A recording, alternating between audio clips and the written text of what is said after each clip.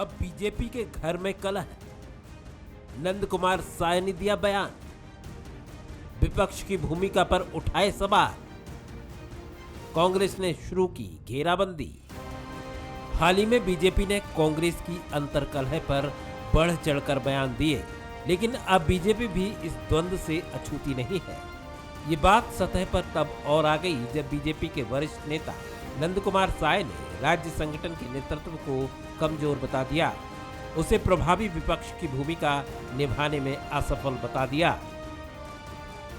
देखिए, पार्टी जब विरोधी दल में होता है, विपक्ष में होता है, तो उसकी जो शैली है वो संपूर्ण आक्रामकता होनी चाहिए और सारे कार्यकर्ताओं के साथ कहीं ना कुछ अन्याय अनीति होती रहती है और उनको उससे भी मुक्त करने की क्षमता चाहिए।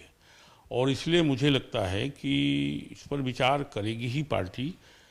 अध्यक्ष विष्णुदेव साई जी बने हैं, अध्यक्ष तो एक निमित्त होते हैं, लेकिन संपूर्ण शक्ति से पार्टी काम करती है। और कहीं अगर ऐसा अनुभव किसी कार्यकर्ता के मन में हो रहा है तो उसको समझ करके, उस कमी को दूर करके पार्टी को संपूर्ण साहस और शौर्य से लैस करना पड़ेगा। ये बयान कांग्रेस के लिए एक मौका बनकर आया।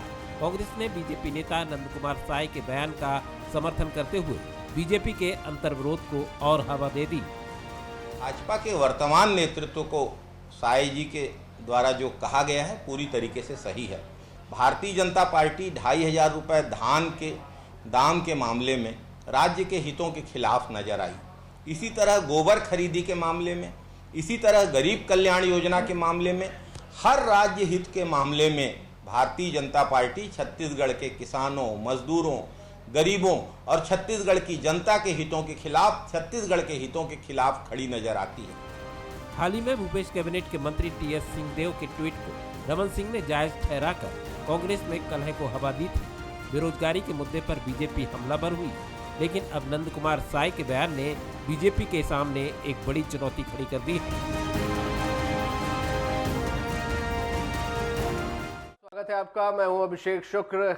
छत्तीसगढ़ में अंतर्कलह चल रही है और इसी अंतर्कलह पर कोहराम भी मच रहा है। पहले कांग्रेस के कलह को लेकर बीजेपी ने निशाना साधा, खूब हो हल्ला मचाया, लेकिन अब बारी बीजेपी की थी। जी हां, वरिष्ठ नेता नंद कुमार साय ने एक ऐसा बयान यहां पर दे दिया जिसके बाद कांग्रेस को मौका मिल गया और ये देखते देखते हवा बन गई और बहुत तेजी के साथ सभी जगह आरोप प्रत्यारोप के दौर सामने आने लगे और उंगलियां भी उठने लगी कि आखिरकार क्या बीजेपी में अंदर में सब कुछ ठीक ठाक नहीं चल रहा। नंद कुमार साय वरिष्ठ नेता है, वैसे भी वो बेबाक बोलते रहे हैं। जब सत्ता में पार्टी थी तब भी बोलते रहते थे और अब विपक्ष में है तो नेतृत्व की आक्रामकता को लेकर उन्होंने सवाल उठाए। हालांकि इस बात को कार्यकर्ता पहले भी कहते रहे थे, आक्रामक नेतृत्व को लेकर सवाल बार बार बीजेपी पर उठता रहा था। बहरहाल विष्णुदेव साय अध्यक्ष बन चुके हैं। नंद कुमार साय का निशाना किस तरफ था, क्या इसके मायने हैं? क्या वो कोई सुझाव देना चाहते थे या कहीं ना कहीं वो भी खिन्न है जो इस तरीके से बातें उनके बाहर आई, उनकी सुनी नहीं जा रही, इसलिए इस तरीके से चीजें सामने आई। बहरहाल बाद में उन्होंने डैमेज कंट्रोल की कोशिश तो की, लेकिन तब तक बात निकल चुकी थी, तीर कमान से निकल चुका था। चर्चा इसी पर होगी कि आखिरकार क्या बीजेपी अंतर्कलह से जूझ रही है। खास मेहमान हमारे साथ है संजय श्रीवास्तव जी, भाजपा से हैं, स्वागत आपका। घनश्याम राजू तिवारी जी, कांग्रेस से, बहुत स्वागत आपका। स्टेट एडिटर हमारे धनवेंद्र जायसवाल जी हैं, स्वागत आपका। संजय जी, आपने बयान तो सुना होगा, क्या अंतर्कलह है? क्या नेतृत्व पर निशाना साध रहे थे जी, या अपनी बात कह नहीं पा रहे थे नंद साय जी?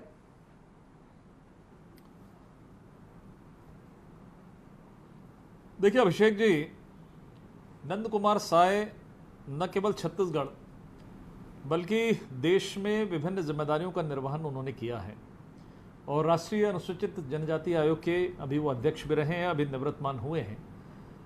अविभाजित मध्य प्रदेश के प्रदेश अध्यक्ष रहे हैं, छत्तीसगढ़ के प्रदेश अध्यक्ष नेता प्रतिपक्ष रहे हैं।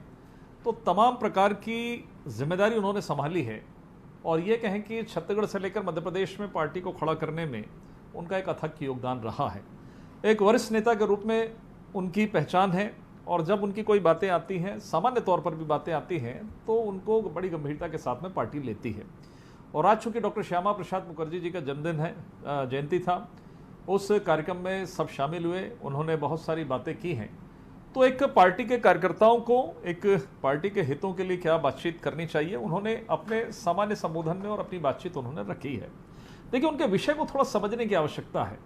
ये कटाक्ष या व्यंग नहीं, एक सामान्य तौर पर यदि हम सत्ता में भी रहते हैं या हम विपक्ष में रहते हैं, पार्टी हमेशा मजबूती के साथ में खड़ी रहे, इस बात की चिंता ऐसे लोग जो 30, 40, 45, 50 साल तक पार्टी के लिए काम करते हैं, उनकी हमेशा ये चिंता रहती है। आपको यह भी जानकारी है कि किसी भी राजनीतिक दल के लिए स्थायी तौर पर सत्ता पक्ष में रहना संभव नहीं है, स्थायी तौर पर विपक्ष में रहना संभव नहीं है। इसलिए यह दौर सभी पार्टियों में आता है कि कभी वो विपक्ष में रहे, कभी सत्ता पक्ष में रहे। सत्ता पक्ष में थोड़ी अनुकूलता होती है, उतना संघर्ष नहीं रहता है जितना विपक्ष में रहता है, एक लक्ष्य को लेकर काम करते हैं। और आज उन्होंने एक सामान्य तौर पर कहा कि विपक्ष में शैली आक्रामक होनी चाहिए, इस बात को हम स्वीकार करते हैं। एक तो सामान्य कार्यकर्ता भी इस बात को कहता है, सभी नेता कहते हैं, डॉक्टर रमन सिंह भी इस बात को कहते हैं कि हमको आक्रामक होना चाहिए।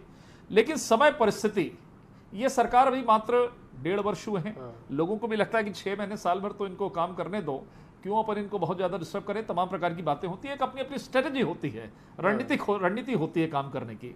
और उन्होंने इस बात को कहा कि पार्टी इस पर विचार करती है और बाद की बातों को भी उनको ध्यान रखें कि अध्यक्ष तो निमित्त होता है, अध्यक्ष निमित्त होता है, पार्टी पूरी ताकत के साथ में लड़ती है। ये कांग्रेस जैसा संगठन नहीं है कि जो गांधी परिवार बोलेगा वही होगा, गांधी अध्यक्ष से हटेगा तो दूसरा गांधी अध्यक्ष बनेगा। यह इस तरह की पार्टी नहीं है, ये संगठन के हिसाब से चलने वाली पार्टी है। और उसमें संजय जी, ये तो आप मान रहे हैं कि उन्होंने सुझाव दिया है, पार्टी विपक्ष में है तो बहुत सी चीजें सामने खुलकर सामने आती रहती है, सत्ता होती है तो चीजें अनुकूल होती हैं। घनश्याम जी से भी मैं जवाब ले लेता हूँ। घनश्याम जी, आप लोगों पर बहुत सारे कमेंट्स बीजेपी ने, आज आप लोगों की बारी थी, आज आप लोगों जी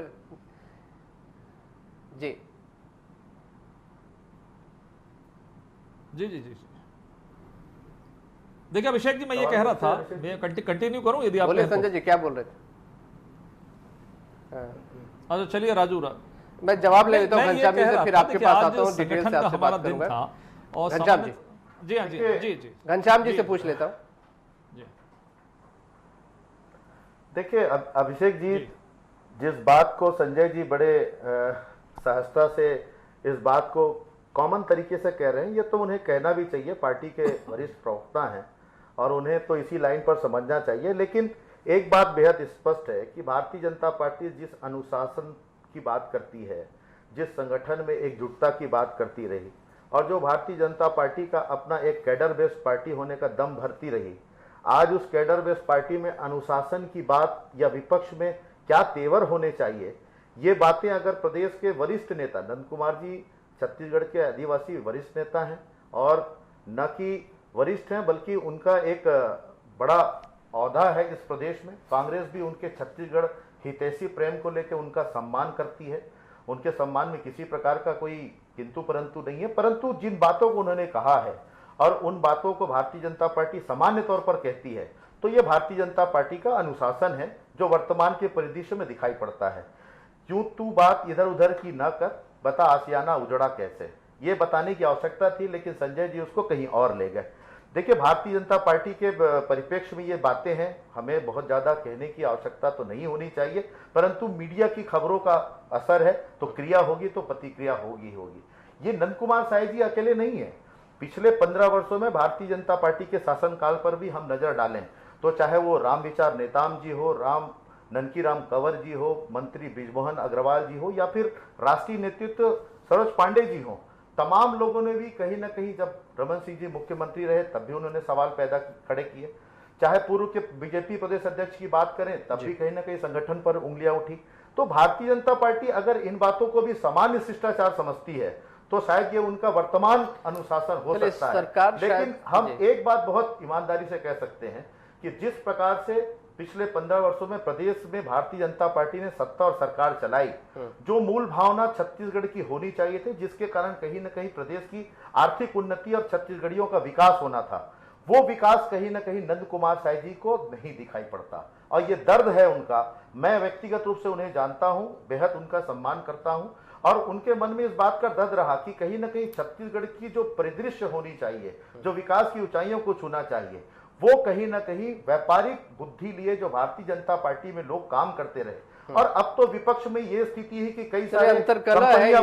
ये बात अब खुलकर सामने आई है, कंपनी क्योंकि अलग चलती है, सरकार मनमोहन सिंह जी की विपक्ष कंपनी में अलग है। चलती मैं है, धर्मेंद्र जी से भी राजेश कमेंट ले की लेता हूँ। कंपनी अलग चलती है, तो अब भारतीय जनता पार्टी संगठन नहीं जी। है, अलग प्रकार की कंपनियां धर्मेंद्र जी, निर्मित है। नंद तो कुमार शायद ये साहब- सारी बातें उससे जोड़कर देखा जा नंदकुमार सकता साहब है। पहले भी बेबाक तरीके से बोलते रहे, लेकिन क्योंकि सरकार सत्ता में थी तो ज्यादा तवज्जो शायद नहीं मिली। अब सत्ता से उतर चुकी है तो ये जो बातें हैं गंभीर चोट की तरह लग रही है, गंभीर ज्यादा लग रही। देखिए, जिस समय भारतीय जनता पार्टी सत्ता से बाहर हुई उस समय भी ये सवाल उठा था कि भारतीय जनता पार्टी का नेतृत्व अब किसके पास होना चाहिए प्रदेश में। उसके बाद जब कांकेर के पूर्व सांसद को ये जिम्मेदारी दी गई, विक्रम उसेंडी जब प्रदेश अध्यक्ष बनाए गए तभी ये सवाल उठा, नेता प्रतिपक्ष का चयन हुआ और धर्मलाल कौशिक को जिम्मेदारी दी गई तभी ये सवाल उठा, विष्णुदेव साय को प्रदेश अध्यक्ष बनाए गए तभी ये सवाल उठा, और लगातार इस बात की मांग भारतीय जनता पार्टी के अंदर होती रही है कि ये ऐसा समय है जब भारतीय जनता पार्टी को आक्रामक नेतृत्व के हाथों में होना चाहिए। प्रदेश में एक ऐसा नेता हो जिसके हाथ में ये कमान हो, जो प्रदेश में कार्यकर्ताओं को रिचार्ज कर सके, जो विधानसभा चुनाव और नगरीय निकाय और पंचायत चुनाव में जो हार मिली है उस हताशा से उबार करके उनको फिर से रिचार्ज कर सके और सरकार के खिलाफ लड़ने के लिए तैयार कर सकें। ये मांग लगातार चलती रही है। इसी भावना को नंद कुमार साय ने अभिव्यक्ति दी है, उन्होंने इसको मुखरता से इस बात को सामने रखा है। हालांकि नंद कुमार साय प्रदेश के नेतृत्व को लेकर के लंबे समय से सवाल उठाते रहे हैं। जब पार्टी सत्ता में थी तब भी ये सवाल उनके मन में रहा है, और वो कई बार राज्य सरकार की जो योजनाएं होती थी, जो इसका जिस तरीके से क्रियान्वयन होता था उसको लेकर के सवाल उठाते रहे हैं। उसमें जिन नामों को घनश्याम राजू तिवारी जी ने जोड़ा है, उन तमाम नामों के जिक्र करने के साथ साथ करुणा शुक्ला तब बीजेपी में हुआ करती थी, रमेश बैस तब यहाँ के सांसद हुआ करते थे, और नंद कुमार साय, ये तीनों मिलकर के इन बातों को पार्टी फोरम में रखते भी रहे। बाद में ये हुआ कि उनको कोर ग्रुप से अलग कर दिया गया, अब वो कोर ग्रुप में नहीं रह गए थे। तो ऐसे तमाम मामले थे जिसको लेकर के नंद कुमार साय लगातार सवाल उठाते रहे हैं, और उन्होंने इसको बहुत तार्किक अंदाज में तमाम सवालों को उठाया है। आज यदि उन्होंने इस बात की अभिव्यक्त किया है कि प्रदेश का नेतृत्व आक्रामक होना चाहिए, तो कदाचित उनका इशारा पूर्व मुख्यमंत्री डॉक्टर रमन सिंह और उनके चौकड़ी की तरफ ही था, जिनके हाथों में इस समय प्रदेश की कमान है। तो वो लगातार ये कहते रहे हैं कि हमको साफ सुथरे तरीके से सरकार को घेरने के लिए आक्रामक नीति अपनानी चाहिए, और सरकार को घेरने के लिए उन्होंने जो बातचीत में उन्होंने तमाम मुद्दों का जिक्र भी किया कि इन मुद्दों पर राज्य सरकार को घेरा जा सकता था, इसके खिलाफ सड़क की लड़ाई लड़ी जा सकती थी। हालांकि कोरोना काल को छोड़ करके भी उनका कहना था कि कोरोना काल लगने से पहले तक राज्य सरकार ने जो चूक की है, जहां जहां उनको कमियां दिखाई देती है, उसको लेकर भारतीय जनता पार्टी का जो स्टेप होना चाहिए था वो नहीं दिखाई दे रहा है। तो उनका अब आगे के बारे में कहना है कि ये बातें बार-बार उठती भी रही तो सड़क की लड़ाई लड़नी होगी, इसकी तैयारी अभी से दिखनी चाहिए, ये साय जी का आशय है। जी संजय जी, ये आक्रामकता की बात कोई पहली बार नहीं कि नंद कुमार साय जी ने कही है। जब विष्णुदेव साय जी बने थे तब भी रामविचार नेताम ने दबी छुपी आवाज में कहा था कुछ लोग चाहते हैं कि संगठन उनके हिसाब से चले। ये बार बार ये कुछ लोग हैं जो इशारे करते हैं, क्या उनकी बातें फोरम में सुनी नहीं जाती? स्वाभाविक सी बात है, अगर ये बातें बाहर आएंगी, मीडिया में कही जाएंगी तो सवाल तो उठेंगे।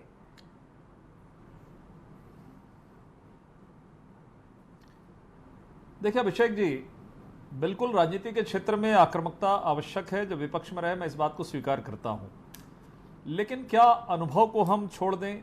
क्या हम सरलता का कोई पैमाना नहीं है, या सरलता का कोई स्थान नहीं है कि राजनीति के क्षेत्र में? ऐसा नहीं है। आक्रामकता के साथ में सरलता, सरलता के साथ में अनुभव, और जैसा कि मैंने कहा कि ये कांग्रेस पार्टी नहीं है कि किसी एक व्यक्ति के हाथ से चलती है। पार्टी अध्यक्ष निमित्त होता है, जैसा कि साय जी ने कहा, और उसके पीछे पूरी पार्टी की ताकत होती है। हम डॉक्टर रमन सिंह को कभी बहुत सरल चेहरा मानते थे और उंगली उठाने की कोशिश करते थे, लेकिन जिस शानदार तरीके से उन्होंने 15 वर्षों तक बतौर मुख्यमंत्री उन्होंने अपने काम को निभाया, आक्रामकता के बाद आज की स्थिति क्या है 1.5 वर्षों के अंदर में, ये आप देख सकते हैं, ये चर्चा क्या है। इसलिए कब क्या स्ट्रेटेजी होनी चाहिए, कब क्या रणनीति होनी चाहिए, ये भी एक बहुत बड़ा मायने रखता है। ये सवाल अगर विपक्ष उठाए तो ये जवाब आपका सही है, लेकिन अगर पार्टी का ही कोई व्यक्ति, वो भी वरिष्ठ व्यक्ति, उठाए आक्रामकता या सरलता, तब तो आपको सोचना पड़ेगा, वो भी अगर पब्लिक फोरम में उठाए। बिल्कुल बिल्कुल बिल्कुल ठीक है, बिल्कुल ठीक है आपने। देखिए देखिए, ये भारतीय जनता पार्टी है, संगठन के आधार पर चलने वाली पार्टी। यहाँ सभी नेताओं के बोलने का, उनके मतों का, उनकी बातचीत का कहीं ना कहीं वजन है और इसीलिए साम्यता के साथ में चलती है। देखिए, आप किसी को रोक नहीं सकते, बिल्कुल बोलना ही पड़ेगा और पार्टी उसको समझती है, सुनती है। ये कोई कांग्रेस पार्टी तो है नहीं केवल एक व्यक्ति का चलेगा, जो ऊपर से निर्देश होगा गांधी परिवार से वही होगा। इसलिए आपने देखा कि तमाम सवाल खड़ा होने के, जैसे कि धर्मेंद्र जी ने पुरानी बातें करी कि 2003 और उसके पहले भी बातचीत होती थी, लेकिन उसके बाद भी समन्वय, कोऑर्डिनेशन और नेतृत्व के प्रति एक विश्वास लगातार चलता रहा और इसीलिए हम 15 वर्ष तक चले। 15 वर्ष के चलने और आज जो सरकार है 1.5 वर्षों के अंदर में कहां टीएस बाबा, कहां भूपेश बघेल जी, कहां अन्य नेता, ये अपने आप में सब चीजें दिखाई दे रही है। निगम मंडल तक की नियुक्ति नहीं कर पा रहे हैं। ये स्थिति कांग्रेस पार्टी के अंदर, मैं तुलना नहीं करूंगा, लेकिन क्रिया की प्रतिक्रिया, राजू ने बोला ना, तो क्रिया की प्रतिक्रिया होगी। जो 1.5 वर्षों में आज निगम मंडल तक नहीं बना पा रहे हैं, क्या स्थिति है इस सरकार की? सरकार चलाने में असमर्थता है। हम लगातार इस सब चीज पे चिंतन करते हैं और बिल्कुल आक्रामक होंगे। आप देखिएगा, वही बीजेपी है जब कभी जोगी जी के समय ये कहा जाता था कि बीजेपी समाप्त हो गई है। हमने नंद कुमार साय जी के साथ संघर्ष किया और डॉक्टर रमन सिंह जी के साथ में हमने काम किया, लेकिन जी संजय जी, मतलब ये आप मान रहे हैं कि मत भिन्नता है आप लोगों में? कुछ लोग ऐसे हैं जिनको नेतृत्व पर भरोसा नहीं। बिल्कुल मत भिन्नता, देखिए मतभेद है, नंद कुमार साहब, देखिए मतभेद है, मनभेद यहां पर नहीं है। और मतभेद तो होगा, ये तो आदमी का नेचर है, सबका नेचर है, अलग हजारों लाखों कार्यकर्ता हैं, तो मतभेद बिल्कुल होना चाहिए, लेकिन मनभेद भारतीय जनता पार्टी में नहीं है। और जैसा कि किसी ने, आपने शायद मुझसे सवाल किया कि 15 वर्षों में बाहर क्यों गए, मैंने अपनी बातों को ही प्रारंभ किया कि सत्ता स्थायी नहीं होती, न विपक्ष स्थायी होता है, लेकिन हम कितना अच्छा चले, कितना बेहतर चले, कितना लंबा चले, हमने जनता का विश्वास कितने लंबे समय तक हासिल किया, चाहे गुजरात की बात करें, चाहे मध्य प्रदेश की, चाहे यहां की, चाहे केंद्र में। आज कांग्रेस की स्थिति क्या है? गलत बातों के साथ में आपने, गलत चीजों के साथ में आपने सरकार बना ली, कोई दिक्कत नहीं है। 1.5 वर्षों में आपको तकलीफ है, आपने तमाम प्रकार के झूठे वादे करके आप सरकार में, आज अपने आरोपों का जवाब देते थे संजय जी ने आप लोगों पर भी आरोप जड़ दिया कि आप लोगों क्या ऐसी आवाज भी नहीं उठा पाता कोई। देखिए, हमेशा ही भारतीय जनता पार्टी की प्रवृत्ति रही है, जो कि आजादी के बाद से हम लगातार देखते आ रहे हैं, और मुझे कहने में गुरेज भी नहीं है, फुट डालो और राज करो। 15 वर्षों में डॉक्टर रमन सिंह जी की सरकार ने इस प्रदेश में यही किया। प्रदेश की एक एक जनता और एक एक व्यक्ति इस बात को बड़ी भांति परिचित है कि किस तरीके से फुट डाल के इन्होंने 15 वर्षों तक राज किया है। वादा खिलाफी, झूठे वादे, कमीशन खोरी, भ्रष्टाचार, तमाम चीजें हैं, मैं उस पर नहीं कहने जाऊंगा। लेकिन सबसे बड़ी बात यह है अभिषेक जी, घनश्याम जी, आपने जो फुट डालने की बात की, किसमें, कांग्रेस में फुट डाला? नहीं, भारतीय जनता पार्टी की प्रवृत्ति रही है कि हमेशा ही वो इसी लाइन को पकड़ के राजनीति करते हैं। मैं उस विषय पे जाऊंगा, लंबा समय लगेगा, लेकिन जिस विपक्ष में संघर्ष की बात संजय जी कह रहे हैं, मैं समझता हूं देश की सबसे बड़ी राजनीतिक दल कांग्रेस में सत्ता पे रहते हुए लंबे समय तक विपक्ष का नेतृत्व भारतीय जनता पार्टी ने किया है, लेकिन उन्हें यह ज्ञान और बुद्धि देने का काम वरिष्ठ जन 2020 में कर रहे हैं, और संजय जी उस बात को अंडरलाइन कर रहे हैं। तो मैं समझता हूं कि ये किसको छुपाना चाहते हैं, विपक्ष को छुपाना चाहते हैं या उठाए गए प्रश्नों को छुपाना चाहते हैं? पहले तो इसका जवाब संजय जी को देना चाहिए। लेकिन जहां तक रही बात नंद कुमार साय जी की, आपने उनको ले लिया कि प्रेरणा स्रोत है, वरिष्ठ है, उनके बातों का मान सम्मान। दूसरी बात, आप भी तो यही कहते थे कि अनुशासित पार्टी है। संजय जी, अनुशासित पार्टी है, तो अनुशासित पार्टी को, नेताओं को इस प्रकार से सामने आके कहने की आवश्यकता क्या पड़ गई कि आज आपको उसके विषय पर सफाई देने की जरूरत पड़ रही है? और रही बात कांग्रेस की सरकार, तो कांग्रेस की सरकार ने जनता के भरोसे और विश्वास के साथ सत्ता पर सेवा करने का दम भरा है। आप लोगों की तरह झूठे वादे, 100 रुपए समर्थन मूल्य, तमाम प्रकार की बातों से नहीं, हम अपने वादों को पूरा कर रहे हैं, उन्हीं के आधार पर हम आज जनता की सेवा कर पा रहे हैं। घनश्याम राजू तिवारी जी, मेरे मित्र घनश्याम राजू तिवारी जी नंद कुमार साय जी का सम्मान करते करते उन पर ही सवाल खड़ा कर दिए कि अनुशासन नहीं है।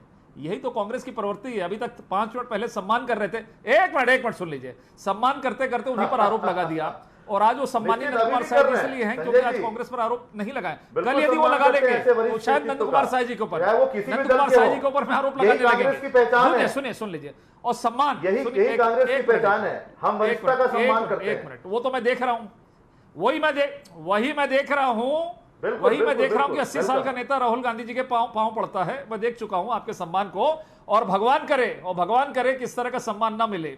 आपने बहुत सारी चीजें की, हमारे यहां तो कहने की प्रवृत्ति है ना, बिल्कुल कहेगा नेता, यदि मन के अंदर में राहुल गांधी जी को कौन मिलेगा? किसमें ताकत है, किसमें हिम्मत है? वो अबोध बालक, वो नादान बालक को कौन मिलेगा?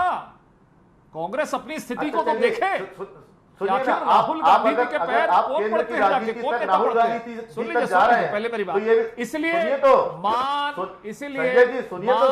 इसीलिए मान सम्मान, आपने अगर मान सम्मान की बात करें या दूसरी बात करें तो मुझे लगता है बता दीजिए कि आज लालकृष्ण आडवाणी जी की क्या स्थिति कर रखी है आप लोगों ने, इस बात को कम से कम मनोहर जोशी जी की क्या स्थिति कर रखी है आप लोगों ने। इसलिए आप बताइए, क्या स्थिति है? आप कांग्रेस पर सवाल कर रहे हैं, आप बताइए तो मार्गदर्शन कमेटी में कौन लोग हैं, कितना सम्मान भारतीय जनता पार्टी कर रही है?